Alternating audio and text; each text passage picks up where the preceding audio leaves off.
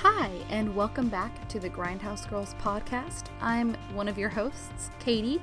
My co-host is Britney, and this is a podcast about many strange and spoopy movies. We cover a lot of independent movies and a lot of horror movies, and we do want to caution before starting the podcast that listener discretion is advised, and a lot of subject matter we cover is not appropriate for children and can be quite sensitive.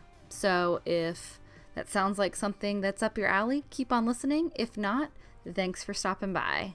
And on to the podcast. Hi, welcome to Grindhouse Girls Podcast, episode 3. Episode 3.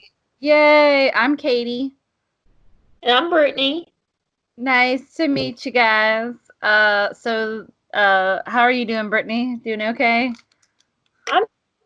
I know you just told me you woke up at 8 and fell back asleep, went to sleep till 11. That was exactly my day, and I thought that was so funny because I got up, woke both the dogs, and somehow, I don't know what it was, I was just tired today. So I stayed up a few nights editing some videos, and then I've just been on this weird nocturnal schedule. So it's been weird.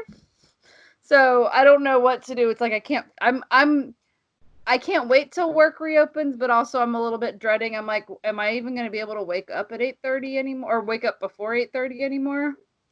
yeah, and my job is still open, so it's like I'm still on an 8 a.m. to 5 p.m. schedule 5 days a week, but I think right now the pollen is so bad where we are that I have a hard time sleeping at night. I'll fall asleep by wake. Just get so, like, everything's so congested and miserable. I think that's another reason why I keep getting, like, headaches, because I have really bad allergies and sinuses. But anyways, enough about that, I guess. We're going to talk about the Vavitch. It's spelled the witch. I have always called it the Vavitch because it sounds funny. Yeah. And that's it's even stylized that way too. Like, you see it stylized in the opening credits. And I loved how it also is like the Vitch, a New England folktale. I think it's like the actual. I don't know why I didn't notice it the first time, but it's Robert Eggers. Eggers, Robert Eggers' first movie, or first big movie. He also did The Lighthouse this last year, which I still haven't gotten to see, but from everything I've heard, it's apparently amazing, and apparently Willem Dafoe got robbed of an Oscar. I wouldn't say this movie, I wasn't mad that this movie wasn't nominated for Oscars, although everybody had solid performances. But basically, it's about a Puritan family, and the dad of the family, you see this at the very beginning, so it's not really spoilers, he disagrees with some kind of they never really go into what he disagrees with specifically, but he's theologically different than everybody else in their little community. And it's in 1630, so Puritan times in New England. And he basically they get exiled from their community, so they start their own little farm, and they're isolated from everybody else. They're like 2 days of a trip from everybody else. And then their youngest child disappears, and everybody starts blaming the oldest daughter who was watching him, who's kind of the main character. And it just kind of, everybody gets really paranoid and blames everybody. And it's very upfront at the beginning. There is a witch. There is a real witch. And it's just kind of a family falling apart, which is really sad, but I really liked it. Did you like it, Brittany? Oh, God, yes. I love this. So this was one of those movies that when it came out in 2015, me and Katie obviously are both film fans, so I don't know if you got this experience, but I heard people talking about it, and it was one of those movies that was very split. The main source of, I think, why a lot of people didn't like it is because they found the language hard to understand, because they do talk in I think it's the Essex accent at the time, so it's very historically accurate in how they talk, and sometimes if you're not really paying attention, you can be like, what did I miss? But we saw this in theaters, and it was a hell of an experience to see a movie like this in theaters, and from the first time I saw it, I knew I loved it. So long story short, yes. Yeah, I I like the language. There's a lot of attention to detail. They use natural lighting, which is cool. So everything looks realistic. Everybody, even the little children actors, they're really good. Like, except for honestly, the only person who was kind of was the middle child, Caleb. He was kind of like, watching it a second time, I was like, he wasn't as believable as the oldest, the parents and Thomason, and there's two twins, Mercy and Jonas. There was a scene I really, really liked with him, and when we officially get into spoiler territory, I'll discuss that, because there was a scene I thought he was very strong in, so I do thought for later. Yeah, there's a couple, I don't know, I just felt like he was uncomfortable talking the way they had to talk, whereas everybody else seemed really natural. And I mean, I'm not really, he's a kid, like it's a child actor, I can't really blame him. But it's kind of like when people do Shakespeare and they don't really know what they're saying when they say it. Yeah. I kind of felt like some of his lines, he didn't really know what he was saying. And everybody else kind of was fine. It was only, and I didn't even notice it the first time I watched it. It was only, I watched it again today and I was like, oh, like, I don't know. It kind of took me out of it. But basically there's five main characters. No, 6. There's 6 main. And then I was thinking you were about to say there's 5 children. I'm like, oh yeah, initially. So. Oh yeah, no, there's like 6 main characters. There's Thomason, who's the oldest daughter, William, who's the father, Catherine, who's the mother, Caleb, who's like the second oldest child. He's a boy, and then Mercy and Jonas that are twins, and they do have a baby Samuel who disappears. So Thomason, the main character, is Anya Taylor-Joy, who was in Split. She was the girl in Split, and she's Emma in the new Emma movie that, unfortunately, because of the pandemic, got kind of snubbed. Like, they were releasing it, I think, the week that the pandemic hit the States.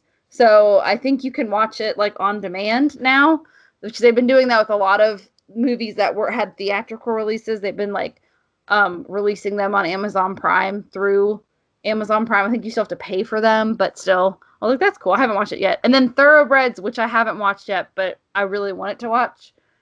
And then both the mom, who's played by Katie Dickey, and the dad, who's played by Ralph Ineson, they were both in Game of Thrones, but they weren't in scenes together. Kate Dickey plays Catelyn Stark's sister, Lysa. Yeah, Lysa Arryn. She's a crazy bitch in that show, and she is a lot more sympathetic in this movie, but everyone kind of goes crazy at some point. And until we go into spoilers, I won't say anything, but there's a scene that is very reminiscent of something that she does in Game of Thrones. And I was like, I guess she's just okay. I guess this is just her lot in life now.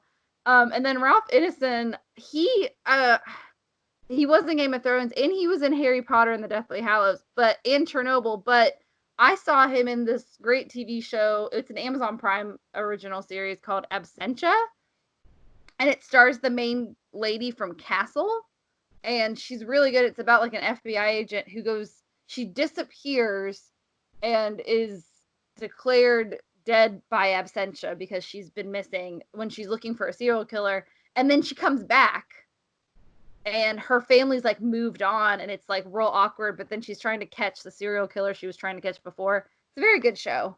It plays with like what you remember and what you don't. And then there's Caleb, who's played by Harvey Scrimshaw, which has been in some movies, but he's like the middle child. And then Mercy and Jonas are played by Ellie Granger and Lucas Sawson, which I don't think they've been in a lot of stuff, but they were very tiny children. And they did a really good job, honestly. And basically, yeah, I would say definitely recommend it. But I guess let's go into spoiler territory, because this movie is kind of hard to talk about without saying spoilers, because there's a lot of really weird stuff. And you should just go see it. It's on Netflix right now. Yes, it is. So it is available to stream, which is really, really nice. And me and Katie, when we specifically are putting these together, we're trying to make sure that we touch upon movies that are easily accessible right now, too. So I really like this movie. Personally, I don't like the ending because I mean, I'll get into it more, but I like it, but I think a lot of people like the ending, and I don't. I kind of was very disappointed in the main character at the end. But before we get to the end, I'll talk about that later. But I liked how real it was, and I liked how the characters were very realistic because they are very religious. And I used to say this, Brittany, I think this was the class I was in with our friend Peter, who he kept me from like being bored out of my mind in this class, but it was theater history, and we had to study the Puritans for a really long time. And Yeah. I hate studying the Puritans. I think they're boring. Like, they didn't wear any color, and they were really boring, and they like ended up killing people in the witches' trials. And I just don't like things with Puritans. I get real bored real easily with them. But this wasn't boring because they made them actually seem like people. Like, they were very religious, a little overly religious, but at the same time they weren't like crazy about it. Like, they weren't like crazy zealous. They weren't like the people right now who are on YouTube telling you that they're gonna pray the coronavirus out of you. I'm like, yeah, no, like that's no. They were at least realistic, and I like the dad's probably my second favorite character next to the main character because he doesn't want, like, everybody thinks there's a witch that takes the baby. So Thomason's playing with the baby. His name's Samuel, and she's playing peekaboo, and she hides her eyes, and she comes back, and the baby's gone in like a second, and she's like, what the hell? And they can't find the baby, and the mom's distraught. And because she was watching him, the mom and everybody kind of like is suspicious, like, it's your fault. I don't think at first they don't really think she hurt him. They just think it's her fault because she was watching him. And then slowly, like, Caleb goes into the woods and disappears while she's with him. She like gets knocked unconscious and he disappears. And then he shows back up and he is not in good shape. So like her mom, who hasn't been sleeping since the baby disappeared, is very suspicious of her. And her little sister says, oh, the witch of the woods took Sam. And she does that thing where, like, when your little siblings won't leave you alone, you try to scare them away. So she's like, no, I'm the witch of the woods. Leave me the F alone. Don't tell mom or dad. And it's very realistic sibling stuff.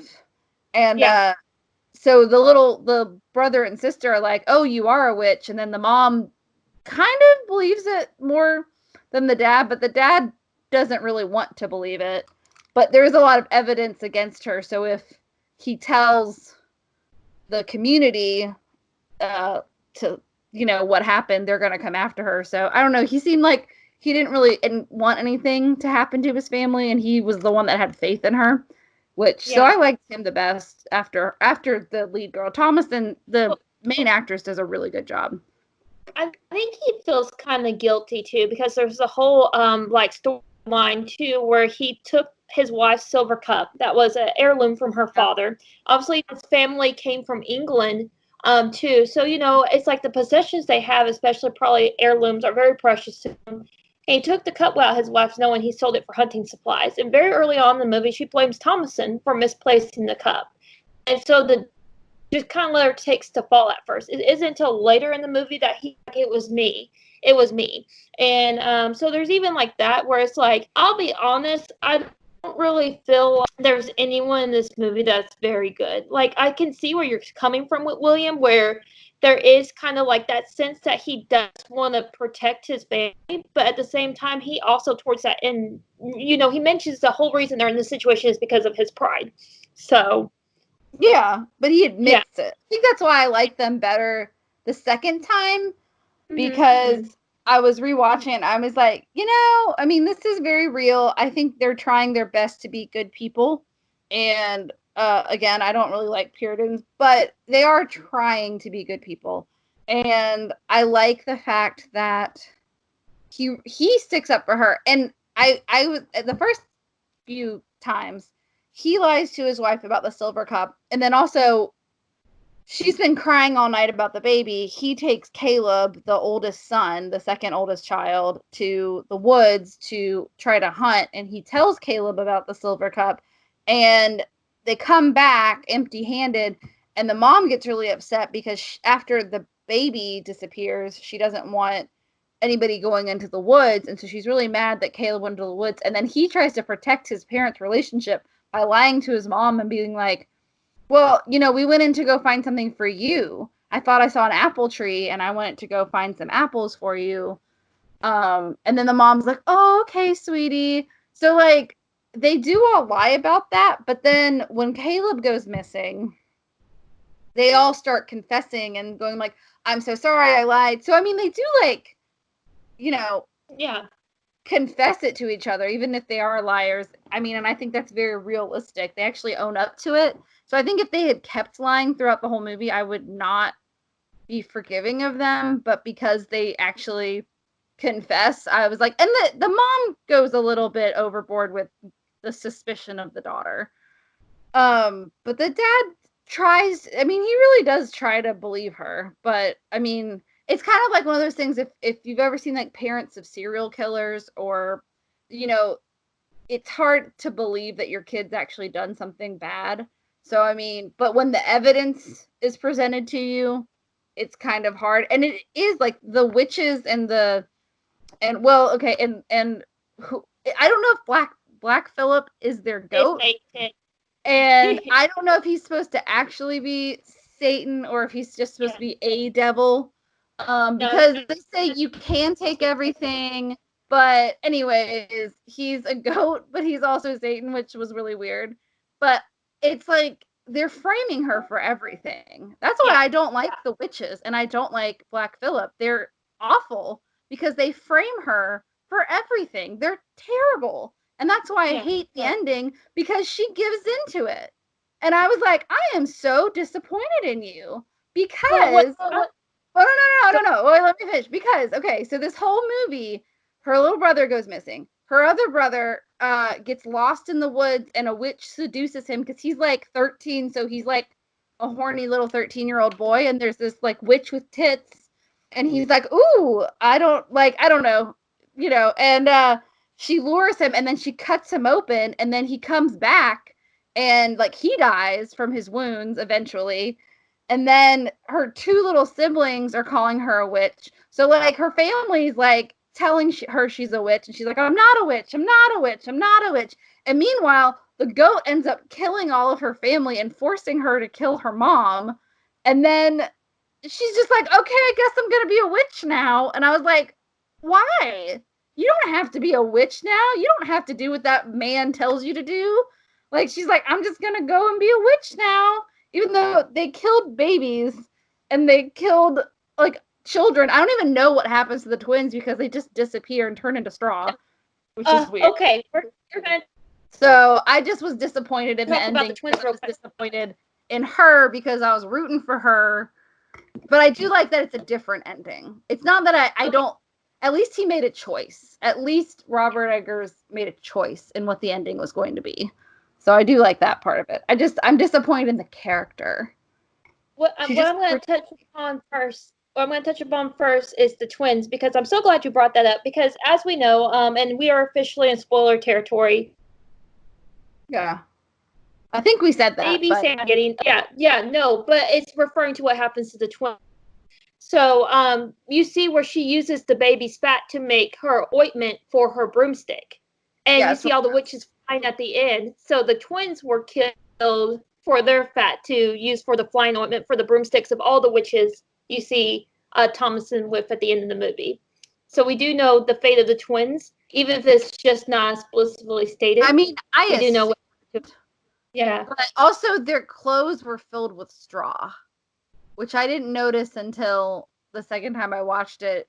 The dad comes out and all the goats are dead, because apparently the witches came and ate the sheep, and and then except for Black Phillip, because he's their leader, and he's like, what happened? And she's like crying, and she's got her siblings' clothing, and it's like a straw man, like the scarecrow, and I was like, what?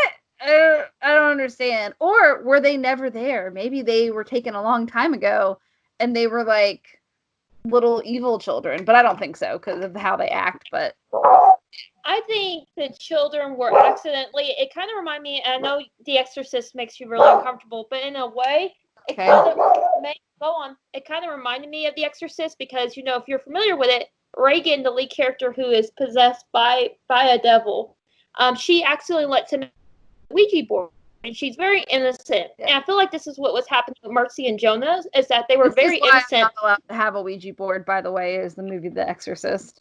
My mom would No not one let me have a Ouija board in the house. no one should play with a Ouija board. And one of my friends recently was like, "We have a Ouija board. You want to play?" I was like, "No, no, no. I'm not the dumb white person you see in a scary movie. No." I know. But I think Mercy and Jonas were cohorting, but it wasn't because they are evil. They were just talking to Black Phillip, and I think they were coerced to kind of believe in Black Phillip was a friend. But I do believe watching this movie the third time, I'm like, oh yeah, like this whole time he was kind of able to manipulate the family, starting with the youngest ones of the family. Oh yeah. I mean, they don't understand. It's kind of like, I just rewatched Fatal Attraction the other night for like the 87th time. Love that movie. It's a great movie. But I was watching Fatal Attraction, and there's that whole sequence where they're, you know, if you haven't seen Fatal Attraction, it's about a woman who stalks a married man that has an affair with her, and it's really good. You should totally see it. Amazing, amazing performances by everybody in that movie. But basically, she at some point kidnaps the daughter, but she does it in a way where the daughter doesn't even realize anything's wrong. Like, she just goes along with it 'cause she's a kid, and she thought, they don't ever say what she said, but I'm sure the little girl was like, oh, my parents sent her to pick me up, and they like go to the carnival or something, like Coney Island or something. And it's kind of like that. I was like, oh yeah, like little kids will believe anything. And they're like, probably 6 or 7. It's hard because they're dressed like little adults, so it's hard to tell exactly what age they are. I mean, I would probably max their ages out at like 8, maybe. So not super wary of the world yet. So, and I like that they did like explore some real life stuff. Like the little boy, he's not completely a perv, but like he's like hitting puberty. So like he looks at his sister, like he and his sister sleep in the same room because when you have a 2-room house, that's what happens. And like it's like he like looks down her shirt at some point, and she's like, "What the hell's going on with you?" And like, but it never gets incestual. But it's just, you know, I guess if you were isolated with your family and you hit puberty, things might get a little weird because you don't have other people to interact with, which must be real awkward. Like I can't. It's Duggars. Like they're all isolated and they're just like, let's look at each other. Sorry, Duggar family. Allegedly, no offense taken, no offense meant. Sorry, but I'm just like, I think about like isolated families, and I'm like, that must be real awkward if you have siblings of sex. Yeah, he's just very curious too. I think he's curious at the same time. You know, we are talking about a very Puritan family, so he's naturally curious about her body, but at the same time, he realizes it's completely sinful. So he has like this incredible guilt going on for even looking at her, I feel. Yeah. You know, and then they talk about guilt a lot in this movie. Yes, very much so. I did want to touch back on the ending because I think me and you have very different conflicting views, which I actually love. So the great thing about film is that you're come across you're going to talk to people that may take different things from the movie, or maybe Katie took away the same thing I did, but she just reacted to it differently. So what I really love about we will see. What I love about this movie is very early on. So when you see the opening scene that Katie said about, it's like the family is essentially banished from their little Puritan community because there's disagreement on ideology. We don't really know. Well, Thomason's the last one to leave the court, and when they're leaving the commune, she's the last one looking out. So you already kind of have a feeling that Thomason is in disagreement with her family about this situation, but there's really nothing she can do. She's kind of forced to go along with them because that's what you did. Your family came first. So it's very interesting because you see a scene very early on in the movie where she vocalizes out loud all of her sins. She's like, you know, I haven't been listening to my parents. I'm not saying my prayers daily, but please shower me with your forgiveness. It's something essentially like that. was interesting that she very much vocalized it, because I kind of wondered if that gave the devil essentially like a gateway to be like, okay, interesting. But Thomason also says a lot of things during the movie that I actually didn't catch until my third time watching this.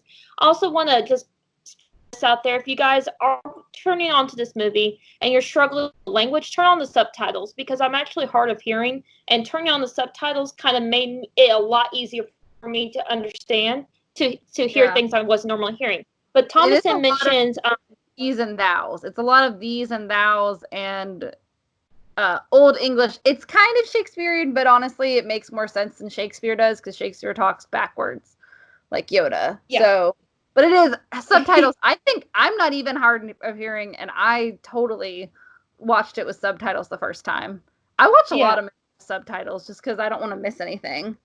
But by the way, you're frozen, I can agree with that.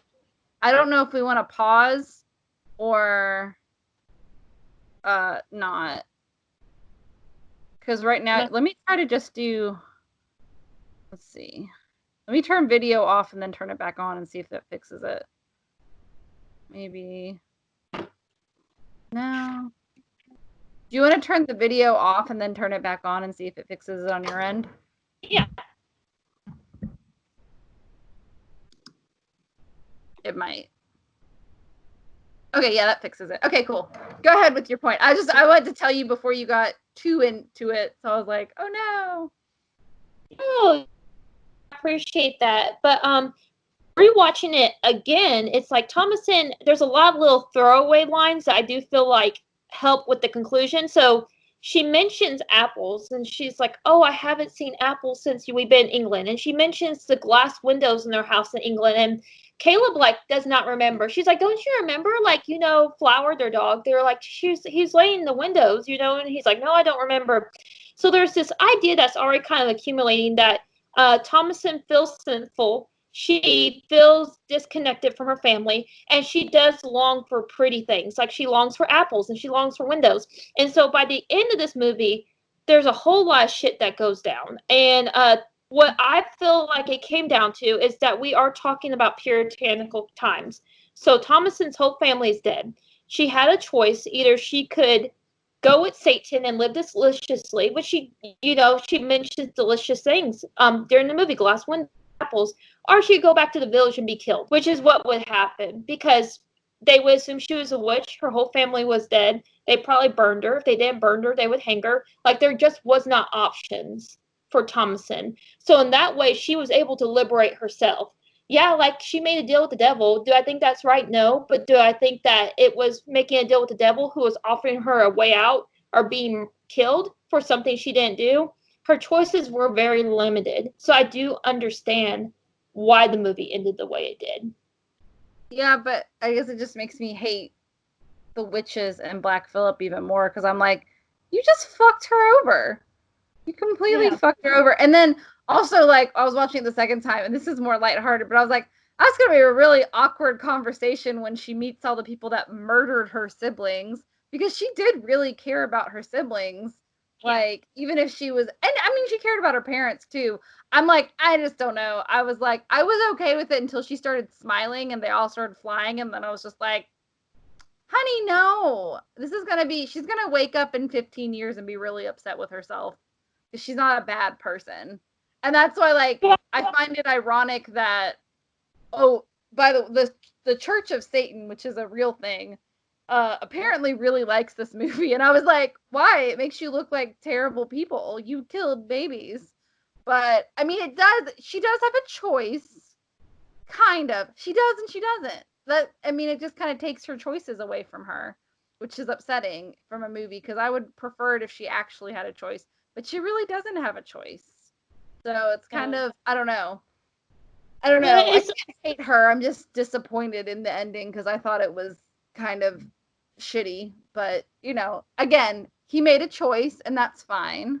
And I'm a little bit more, I want to give everybody a second chance in the world. So I want to believe that someone would have believed her.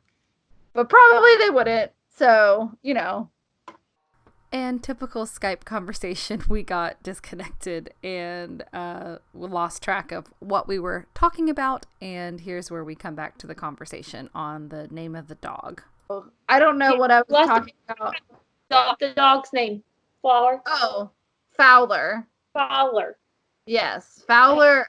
Because there's this song. It's a church song that I really like.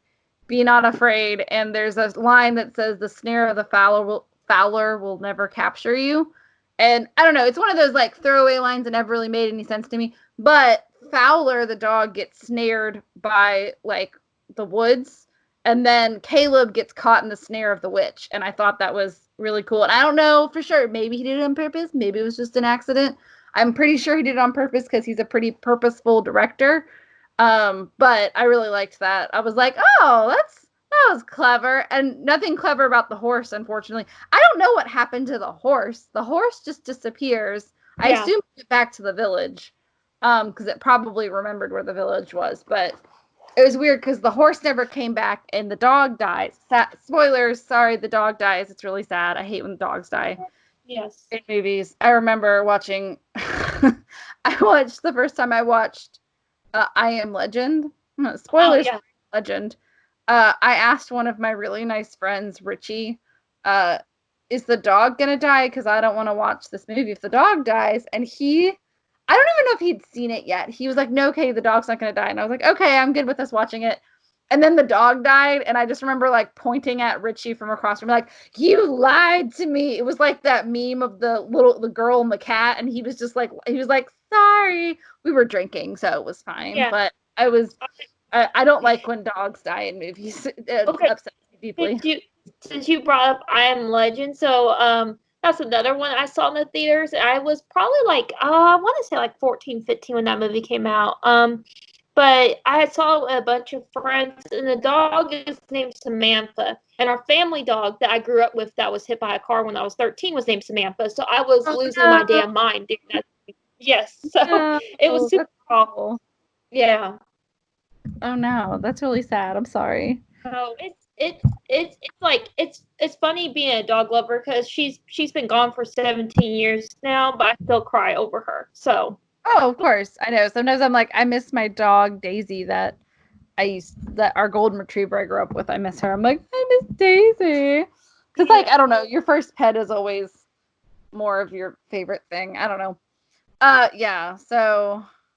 Yeah, I thought that was interesting. I liked that all of their lies came back to haunt them. Like the little boy tells the mom that, oh, I was going to go look for apple trees for you. And then he ends up like spitting up an apple while he's dying. I was like, oh. And then they have this thing where this was really good attention to detail. So there's the language and everything. And I didn't know this until I looked it up on IMDb.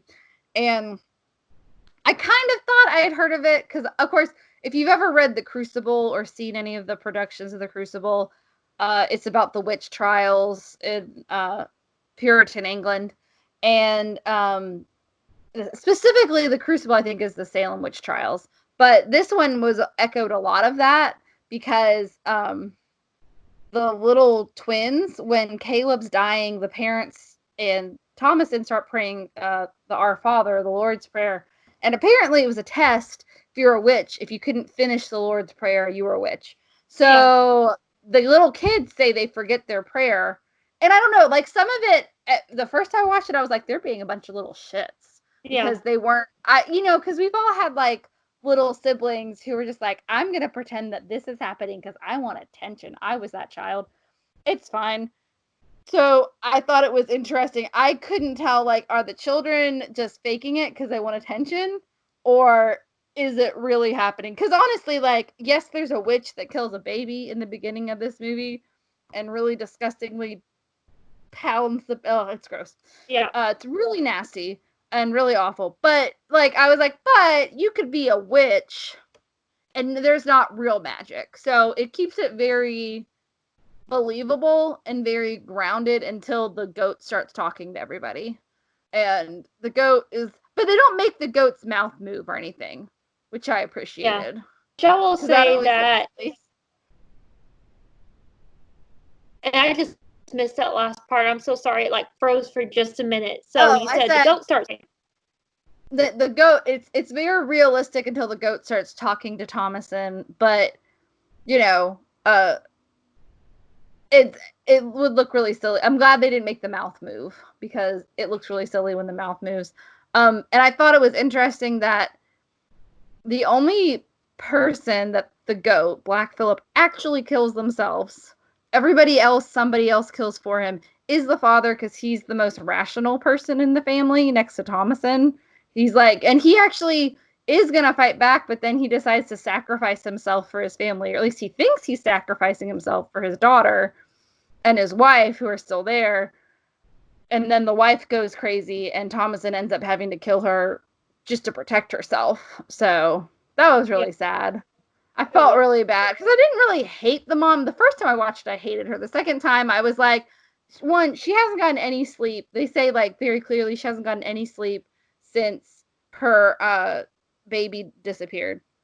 Then, so Caleb, the other child, dies, and she has a vision in the middle of the night, like a nightmare, that Caleb and Sam are there. And so she thinks she's feeding Sam, like nursing Sam and talking to Caleb, but really there's like a crow like eating her boob, and it's really real gross. And it reminded me a lot of Game of Thrones too, because in Game of Thrones she breastfeeds her like 12-year-old son, and it was a fake boob, at least for Game of Thrones, thank God. But still, it's pretty disturbing.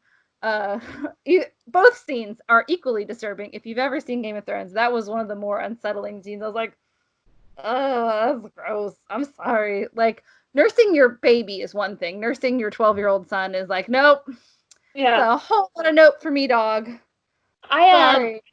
I'm glad you brought the scene with Caleb and Samuel and kind of like the almost nightmare that she is experiencing, because my third time watching it, I caught that, like, so, you know, you're obviously, as the viewer, you have a feeling like something's wrong with the scene because both of those children are dead at this point. But the way Caleb talks, is the speech pattern is very reminiscent of what Black Phillip talks like at the end. So you know for sure that it's Satan. Yeah. And I didn't catch this until the second time, but he asks her to sign a book, which is the whole thing about if you want to become a witch, you got to sign Satan's book. Which also, if you've ever seen the new Adventures of Sabrina, like the new version of Sabrina the Teenage Witch, they do a whole thing with signing the book and stuff, which I haven't finished it. I've watched the first season and half of the second season. It's good though. It's like Riverdale, but less stupid, but still stupid, but less stupid. But I was, he actually asked the mom to sign a book. So I guess originally they were trying to get both of them, maybe. Yeah. And then they figured out that she wasn't gonna fall for it, so they just decided to kill her or have Thomason kill her. I don't know. It's really sad. It's kind of culty. I guess you could take which I didn't really think about until just now, but it is very cult-like to isolate someone from everybody they love. Most cults don't actually kill people because that would be really suspicious, but a lot of cults will keep you away from the people that love you and convince you that they don't love you, and therefore they're the only ones that care about you, and that's why you're okay joining a cult. A lot of places do that, and so I was like, oh, it's very culty. Maybe that's why I don't like Black Velvet. I just don't like. I don't think you're supposed to like him. But I just felt really bad for her because like she didn't really have a choice, and the family was in a desperate situation because, and again, like I say, watch this movie twice because there was a lot of stuff I didn't catch until I watched it the second time. And the dad says the crops are rotting, and then like the goats, she goes to milk a goat and it's bleeding instead of milk, and it's gross. And I was like, so obviously, and the mom says something like, oh, we've cursed this land or something because of his theological differences and because they got exiled. And so it's like, are they cursed? They might be. Like at first I was like, it's just a coincidence. I was like, oh, maybe they are cursed in the logic of the movie. It's definitely like a puritanical nightmare. Feel like, I'm kind of going on with this movie, but one of the things I think about is like with the events going on in this movie, for that family, they must feel like this is God coming down upon them. Yeah, and I think that's terrifying. So in the terms of like this family, this is their worst nightmare unfolding in front of them too. Yeah. Well, and it's kind of, I don't know. And again, it's almost like proving God's real by proving the devil's real, but it really, I guess maybe that's what made me mad about her choosing to stay with them, because I was like, but you could choose. The son ends up like, I think the son went to heaven. If you're not religious, don't worry about it. Like, I'm just saying, in the what am I trying to say? In the reality of the movie, if Satan's real, God's real, right? Okay. So a lot of people, there has to be God and there has to be Satan if they're both real. So the son starts singing Bible verses and gets really happy when he dies. That was the one scene that I was fine with. That and the scene where he lied to his mom were the ones that I believed that actor. But I was like, okay, I think he might. If anyone went to heaven in this family, I think Caleb did, because he seemed happy when he died. But I could be fine. But I love that you brought that up, because that is the one scene I really wanted to touch upon, because I love the way the child actor is, because there is so the scene that Katie is talking about is kind of like the centerpiece of the film. It's like kind of what everything culminates to, and it's really almost kind of like in the middle of the movie, I feel like, too.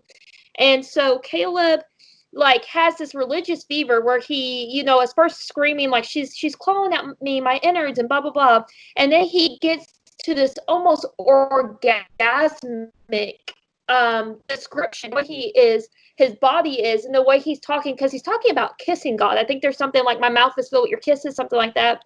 And there's two ways. So when I first watched that scene, I felt the same way you did. I was like, like, if his soul's saved, because at the very, like, you're like, he's dead, but his soul's saved, because he's talking about his love for God. But the second time I watched it, I'm like, is he talking about his love for God, or is this like a mockery of God too? It's very interesting, because you don't really know. There's such an ambiguity around that. You could take it either way. And I think the director has said, yes, everything technically takes place, but you can take a figurative meaning to this movie too.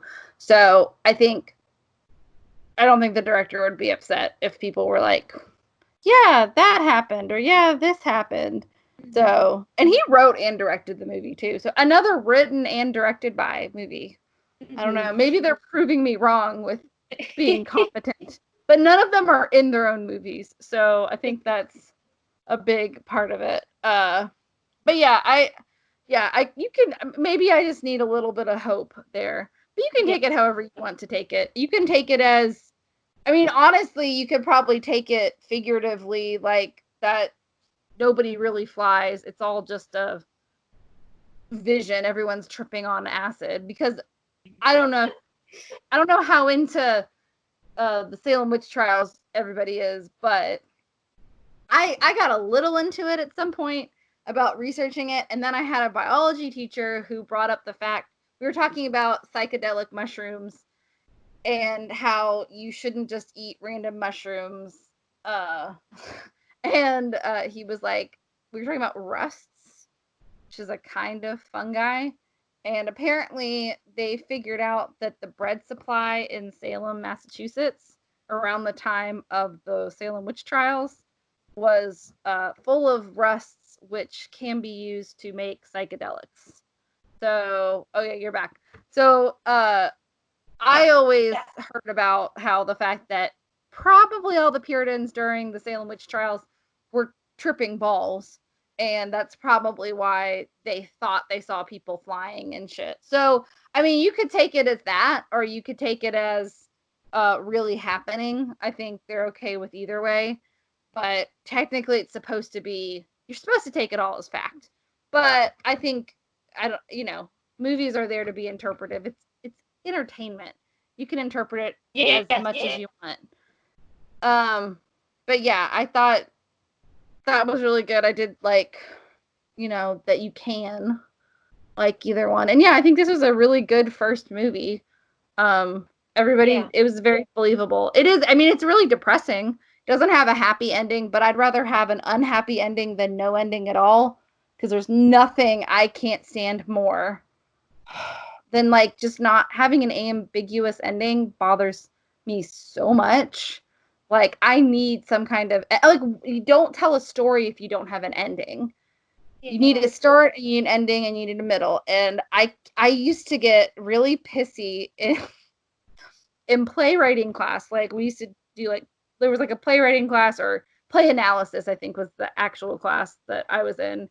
And everyone thought I was being like a baby because I didn't like, I can't even remember what play it was, but it was a play where there was like no ending, and it was really depressing, and you go through all this depressing shit, but there's no ending. And I was like, well, this is a terrible play because I need an ending. And they're like, you just want a happy ending. I'm like, no, I don't care if it's a sad ending or happy ending. Make a damn choice. If you're going to go through making a play or making a movie or making anything, a TV show, have an ending. I hate it when nobody has the ending plan. You have to have an ending planned, or else what are you working for to tell this story? So I like that Robert Eggers did actually have an ending. Even if I don't agree with the ending and it doesn't make me happy, I like that there's an ending, and at least he made a choice. So I still really like this movie. And I think it's totally worth watching, but it's really like deep, it's really dark. And I think that's the natural lighting. And also there's not a lot of music, but the music they do use is like a bunch of women just like going, ah, it's really creepy. Like, it's very dissonant chords.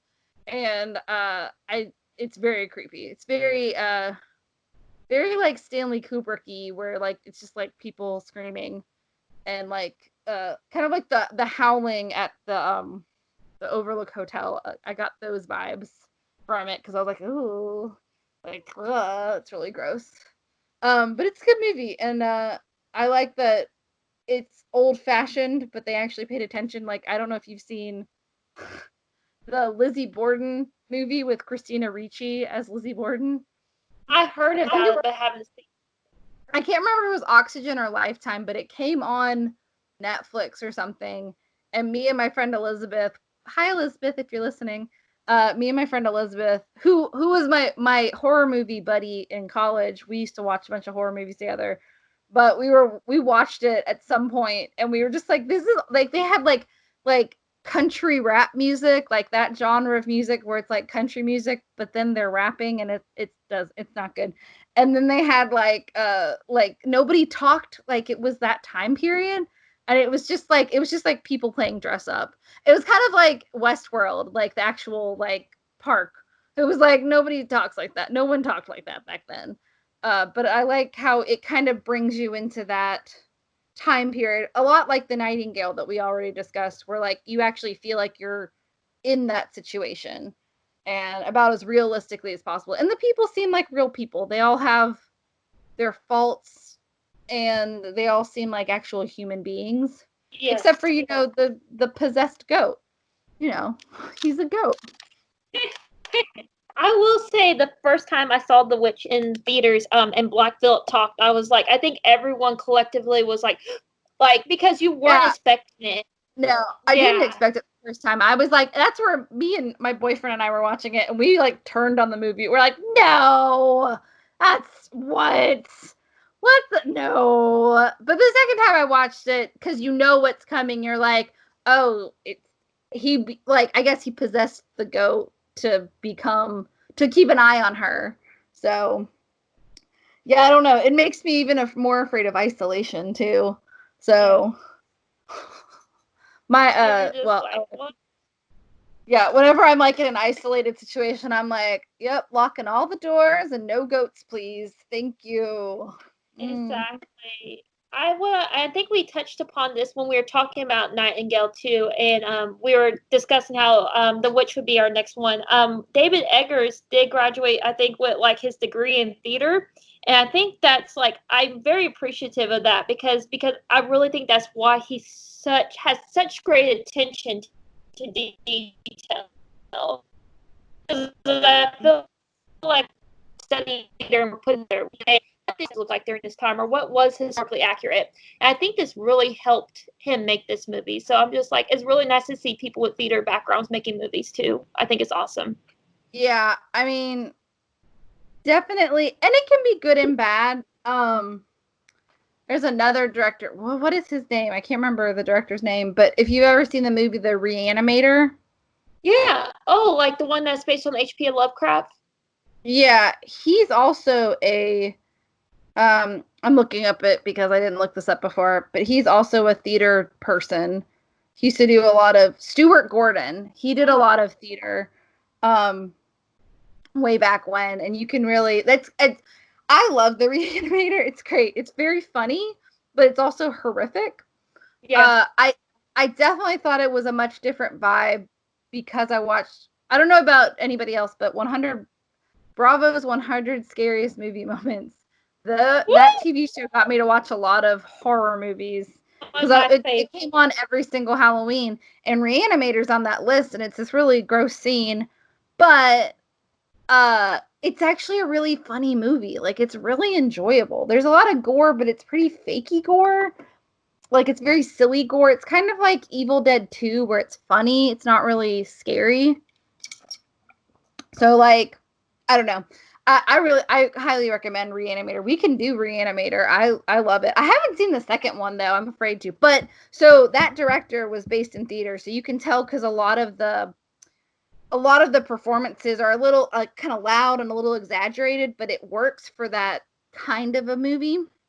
But he actually ended up making it into a staged musical, and he's the one that directed it. And he started out doing theater, like avant-garde theater in the 60s. Like we used to talk about this in theater history class. I can't even remember what it was called now, but it was like shock value theater, where they would like drown you in blood and shit. So it makes a lot more sense when you see Reanimator. You're like, ah, yes. But that, I think people that start out in theater generally are better actors, because when I don't know, actors and directors, but you have to experience what your audience is experiencing in theater. And it's not like when you film something, I'm always like weirded out when I film myself doing something. I'm like, I don't know how to tell if I'm doing a good job or a bad job. Like, I know how I feel about it, but if you're not a good actor, you probably won't know the difference. But if you've at least acted in front of people, you know what hits and what doesn't as far as dramatic and comedic work. And same thing with directing. You know what hits an audience and what doesn't. And sometimes you can misgive it, but I think the better actors start in theater because you actually have to act in front of people, not just behind a camera. And you generally tend to have better instincts. But I mean, I'm sure there's people that don't have that experience and are still good movie actors, but I don't really notice it. I feel like every time I'm like, oh, it's a really good actor, like a good actor, not just like, oh, they were good in this movie, but everything I see them in is good. I usually look it up and be like, oh yeah, they have a theater degree. I'm like, good.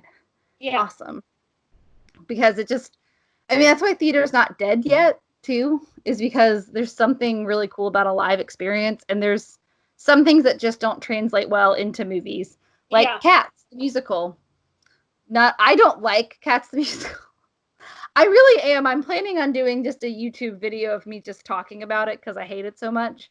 But I've just never liked that musical to begin with. But it is fun to see everybody dance in that musical. Like, it's cool. Like, they have this giant set where everybody looks like they're the size of a cat, and everybody's got cool makeup on, and the dancing's really good. It's way more sexual than I thought it was. Because watching it as an adult, I'm like, Rum Tum Tugger is like gyrating, and then all the lady cats, like they make their fur paint so it accentuates their boobs, and then because everybody's in spandex because it's all dancers. And then like the one that really got me was my boyfriend loves the musical Cats, or at least he doesn't really like it as much as he used to, but it was like one of his favorite musicals. And he used to wear a Cats t-shirt to rehearsal and to class in college, and I was like, I don't know if I can still date you. But obviously it was fine because we're still together. But I was like, what do you mean you like the musical Cats? And at some point I found Cats on VHS at the local thrift store and I gave it to him as kind of a joke present. And then we ended up watching it, and I had to drink like an entire bottle of sake to get through it because I don't like that musical. It weirds me out. It's weird. And I don't think it's that I'm allergic to cats. I think it's just weird. But his favorite character is Skimbleshanks the Railway Cat, whose song is really good. That is a really good song. Skimbleshanks the Railway Cat. You're like, Skimbleshanks the Railway Cat. It's a good song. It bops. It's great. But his dick is out. Like, you can clearly see Skimbleshanks' dick. Like flopping about. Like, he didn't wear a dance belt, which is what you usually wear when you dance. It's like a little Speedo. Like, girls wear bras, men wear little Speedos, because it's uncomfortable to have your boobs or your member like flopping about when you're dancing. I don't know if he just forgot his the day of filming, but that man in the original like cast recording, London cast one that they filmed, I think in the late 90s, it's just like flopping about. And I was like, oh no, why does Skimbleshanks have a penis? I don't need to see this. So I don't like cats, but I do want to see the movie because I wasn't going to pay to go see it, but I might have to rent it because it's a terrible, oh, the movie looks terrible, but it's fun to see it live because you can appreciate all the dancing, but it's just not something, it's like, it doesn't have a plot. So like things like that don't translate well to movies. And here's where Katie got a little sidetracked and decided to talk about musicals for a while, and then we started talking about Harry Potter and the Golden Compass series. So going back to the Vavitch. And I think that brings us back to this movie, where he really stuck with his guns on, you know, who's going to be, like, well, is this going to be a dark one? Am I going to pussyfoot around? No, everyone dies except for Thomasin, and then she becomes a witch. And this is all real, and it's very sad, but he stuck with his ending, and I think he was like, okay, if you get offended, I don't really care. But I don't think a lot of people were super offended by this movie. I think most people were just like, I mean, I mostly just heard people either loved it or they just thought it was really, really dark, but it's not boring. Like, you know, I mean, it is really dark. I feel like if you don't like, the only people that wouldn't like this movie are just people that don't like horror movies at all, usually, because, you know, not everybody likes horror movies. I was telling Brittany, I told my grandma what we were doing. She's like, what are you doing? And I was like, oh, I'm filming a podcast about horror movies, or mostly, you know, because that's kind of where we're starting at. But we're not adverse to talking about other things other than horror movies. But she was like, oh, do you think anyone will want to listen to that? And I was like, I hope so. And then she was like, oh, I just don't like horror movies. And I was like, that's okay. And some people just don't like them. Some people can't separate the movie from reality, and it bothers them. And I think there are movies like that where I feel that way too. It's too real, and it really does upset me. But most of the time, maybe it's because I've done theater and done movies and studied it a lot. I can tell when something's like fake, and so I can like in my head be like the Nightingale. I'm like, it's just a doll that they're smashing against the door. It's not a real baby, you know. And it doesn't offend me as much because I know it's not real. And I think some people like have this kind of sense of like, well, even if you just represent something in a movie, just to represent this bad thing means it's bad. And I'm like, no, I don't feel that way. It's like people that, like, I had a friend in high school and we did a bunch of theater together, and he was like, yeah, like I would never play a character that wasn't exactly like me and my ideals and like a Christian and stuff. And I was just like, where's the fun in that? I don't want to play myself. I want to play somebody else. I don't know, like, and I mean, you have to find a source of familiarity with your character. Like, you have to find at least one thing that you agree with your character, or else you're not going to be able to play them very well. But like, I played the baker's wife in Into the Woods, which was my favorite part ever. Love that part. And she does a lot of shit that I would never do in my real life, but she does it for, you know, what she thinks is the best for her family. And I can relate to that. And she's very protective. And like, I relate to that character, but she does some shit in there that I would never do. And I think is completely reprehensible, but I can see where she's coming from, which is like this character in Thomasin. I'm very disappointed that she had to choose to hang out with people now that are like murderers. But, you know, I can understand where she's coming from because it's a different time period. And yeah, she probably didn't have a choice. So I don't love the ending. It makes me sad, but I agree that it's probably her only choice at this time period. Yes, So, yes. and she probably just really wants a family again because they're all dead now. And it's interesting you touched upon why a lot of people don't like horror. My mom doesn't like horror movies, and the main reason is she goes, "There's so much scariness in the world. I don't want to have to watch it on in a movie." Like my mom likes movies. But what I will say for people who do love horror, I think we see metaphors in these movies, and most of these movies now there is just some very base slasher flicks where it's sex and violence. But a lot of these movies, like The Witch or like The Nightingale or like Heredity, they're definitely trying to say things. They aren't just scary or disturbing to be scary and disturbing. There's a message to these films.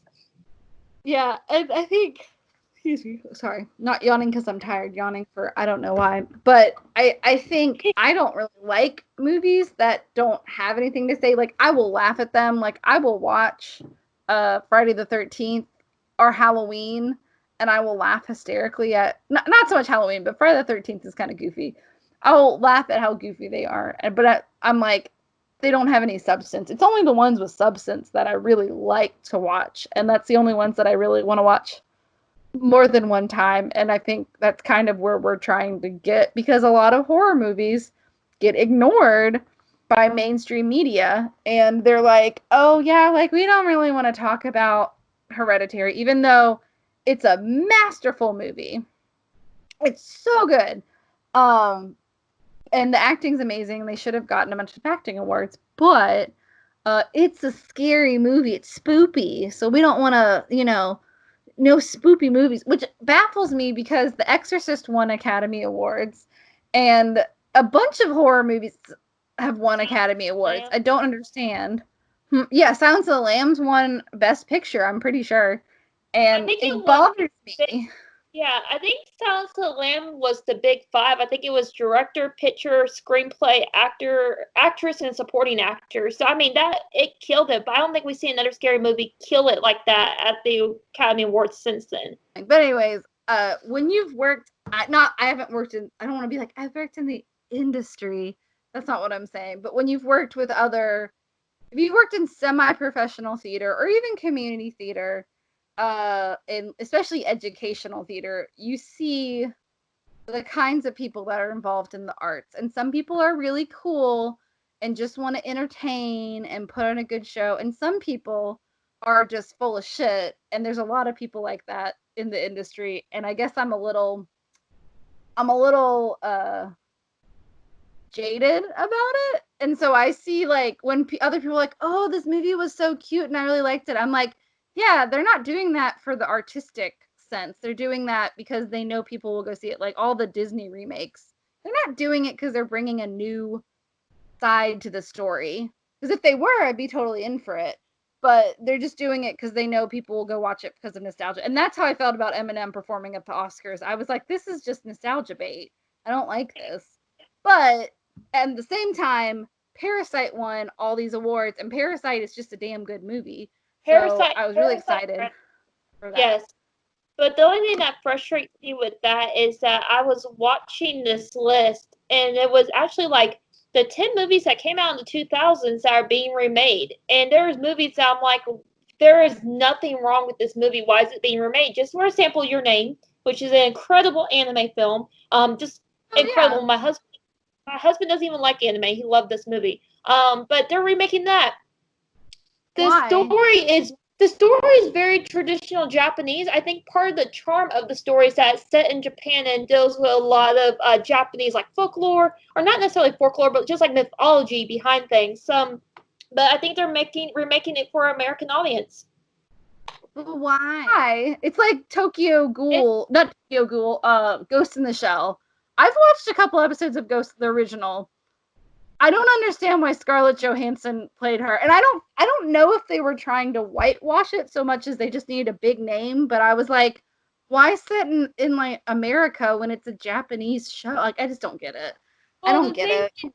The thing is, supposedly, I haven't seen the Ghost in the Shell American remake because I love the original animated movie so much. But I heard there was some controversy, of course, about Scarlett Johansson playing an Asian woman. But then they tried to make it in the movie. It was something about like, oh, like she was a Japanese woman originally, but then she got remodeled. There was some kind of controversy where they tried to smooth it over, but it just made people even more pissed. So here's the thing, like trying to smooth it over always makes it worse.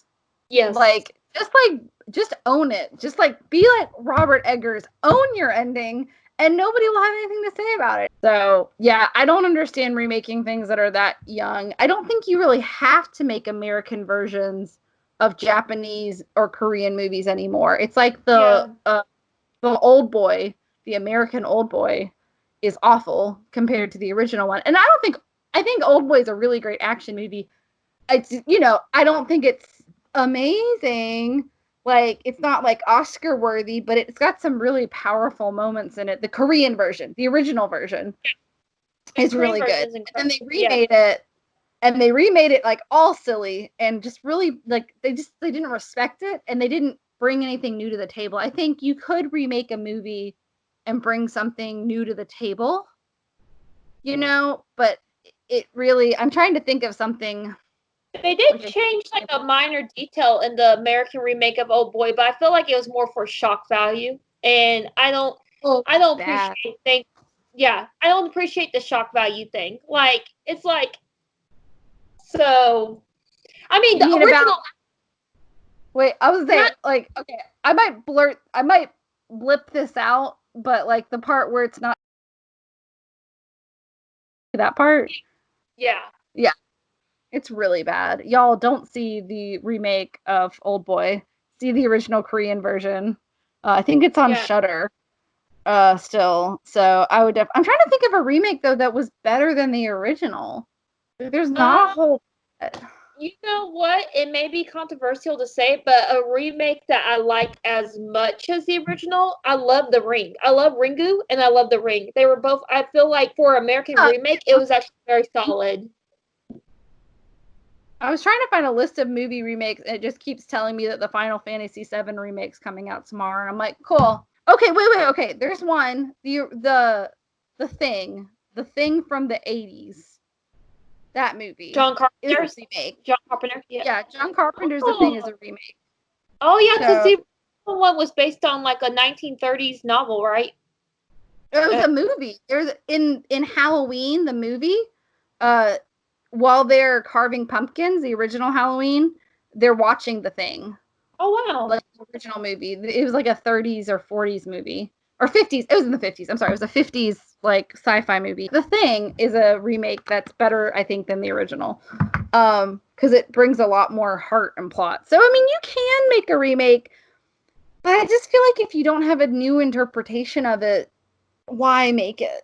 Right? But I guess we should wrap up the Vavitch. Such a good movie. Totally, if you want something creepy and puritanical, totally recommend. What's your rating for it, Brittany? Oh God, let me think. A for a puritanical nightmare. I was gonna say N for just a bunch of naked people around a fire flying. There we go. N for naked. Naked Puritanical Nightmare. That's what we'll name it. N for Naked Puritanical Nightmare. Which is how by the way, that's how I'm gonna start naming our episodes, is what we're rating them. At least on the website. So I did want to tell you, Katie, just because I had made a little post about like if anyone has any movies that what movies would you like to see more of? And we did have our first request, or two requests. Our friend Jonathan did say, what about Birdman or Magnolia? So, what was the second one? What was the second Birdman or Magnolia? Oh, I haven't seen either, and I've meant to see both of them. Honestly, I'd rather see Birdman because I'm a huge Michael. What's his last name? Oh, Michael Keaton. Yeah. I'm a huge Michael Keaton stan. I love Michael Keaton. I think he's amazing. He's the best Batman in my opinion. Sorry. Is it controversial still? But I effing love Michael Keaton. Yeah, so you want to watch? I mean, let's see. Is Birdman available to stream? But yeah, I'd say let's try to watch Birdman. Like, do something not horror movie. Take a little break from horror movies, and then we can watch another movie. So yeah, if you have any suggestions for what you want us to watch, we would love it. We now officially have 3 recordings, so we should be able to release these at least on YouTube.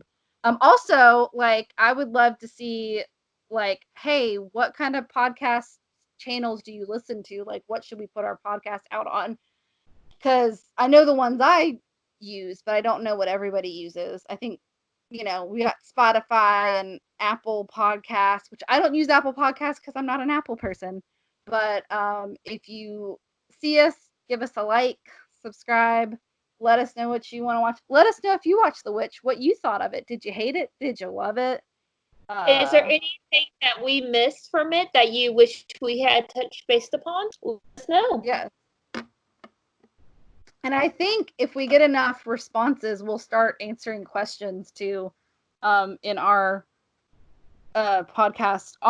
In our podcast, we'll start answering questions on our podcast. But yeah, so I think that's gonna wrap up our Vavitch talk, and then we'll be back to talk about Birdman. Which I'm really excited because it's been on my list, but it's one of those things that I've meant to watch for years and just didn't watch it when it was in theaters, and it's like, I can't wait. Anyways, okay, so we're gonna watch Birdman next. Birdman, which apparently has really good music in it too. Supposedly, there's a lot of drugs in it.